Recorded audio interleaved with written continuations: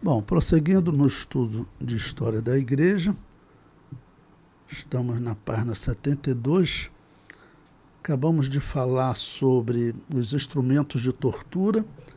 Falei para vocês que esse período que nós estamos vivendo, nessa classificação que eu criei para Era das Trevas, como um período de trevas espirituais, e não trevas educacionais, que é como normalmente a história usa, né? Eu falo mesmo de trevas espirituais, porque o que estava acontecendo no mundo eram só guerras religiosas. Todos os historiadores que vão estudar essa história, eles criam um ranço contra o cristianismo, e era guerra religiosa contra os muçulmanos, contra os grupos anabatistas, até contra os grupos pagãos estavam acontecendo diversas guerras, né? Bom, então nós vamos estudar agora o ano 1251, estudamos esse período da implantação da Inquisição. A Inquisição vai continuar, todos esses instrumentos de tortura que nós estudamos, ela vai continuar. Então, ela tinha começado oficialmente, primeira reunião que oficializou foi em 1215, no Quarto Concílio de Latrão, mas a perseguição vinha acontecendo há muito tempo. Em 1215 foi a grande descoberta de igrejas anabatistas, né? E aí, se vocês lembram, por quê? Foi em 1215 isso, porque 7 anos antes teve um conde de uma região da França mesmo, de Toulouse, conde chamado Raimundo VI, que ele não aceitou perseguir os anabatistas. Ele não aceitou, ele criou até dificuldade para os inquisidores. A Inquisição também, irmãos, fala uma coisa, os papas tinham que convencer os reis que ele poderia matar seus cidadãos que pagavam impostos. Isso era até um problema para os reis, né? E a desculpa era que essas pessoas elas pervertiam a sã doutrina e elas eram muito perigosas, por isso elas tinham que ser queimadas, torturadas, para elas confessarem a fé católica e assim acabar o problema no reino, né? Era isso que eles acreditavam. Então, alguns aceitavam, mas nós vimos a história desse conde lá em 1208, que ele não aceitou e que o Papa chegou a convocar uma cruzada contra ele, convocou os outros católicos, ameaça hora, olha, você vai perder as terras, inclusive disse a terra que eu te dei. Bom, ele acabou cedendo, né? Todo mundo tem que ceder diante de uma pressão dessa, mas tinha alguns que não queriam. E eles sabiam que tinham muitos cristãos fugindo por toda a Europa. Bom, junto com essa doutrina, então, que eu sempre digo para vocês, não é uma coisa comum, esse negócio de matar alguém queimado, isso aí não é coisa comum. Um cidadão comum, um indivíduo comum, ele tem dificuldade para queimar outras pessoas, né? Ver um sofrimento desse. Isso não é coisa comum.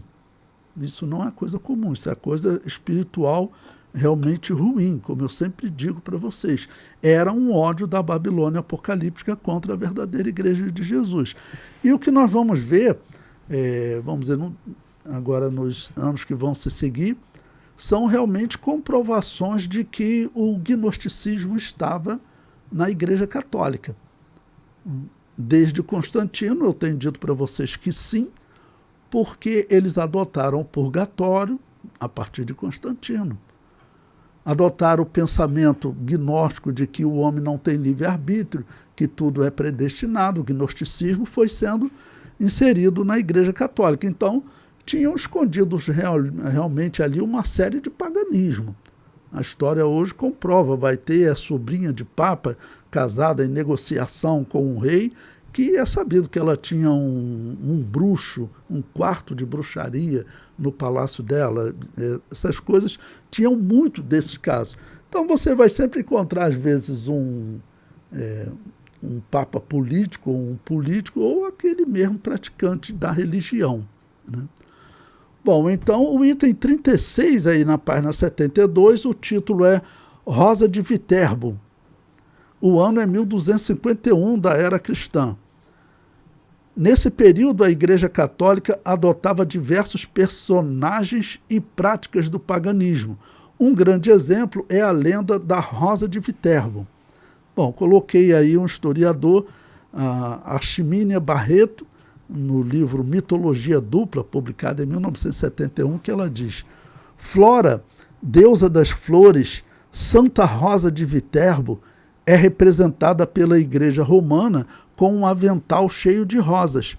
Estas rosas dizem que foi um milagre que fez a santa na ocasião em que ia levar pães aos pobres e foi surpreendida pelo marido. Ao perguntar a ele: que levais aí? Ela respondeu: flores, e os pães tornaram-se em flores. Excelente religião para as senhoras casadas. Devem procurar como santa enganar os seus maridos. Ou seja, ela conta que essa história, ela vinha de uma história de uma mulher que enganava os seus maridos. Esse livro, Mitologia Dupla, irmãos, é um livro interessante porque ele mostra por que existe, por exemplo, aqui, né, entre nós, no Brasil, uma figura que ele é santo na Igreja Católica e ele também o é no Espiritismo. Por que acontece essa... por isso o nome Mitologia Dupla. Então, essa historiadora, ela conta como que na história a Igreja Católica ela foi se compatibilizando com o paganismo. Alguns chamam isso de estratégia. Não, a estratégia era só se aproximar, professor. A estratégia era só se aproximar.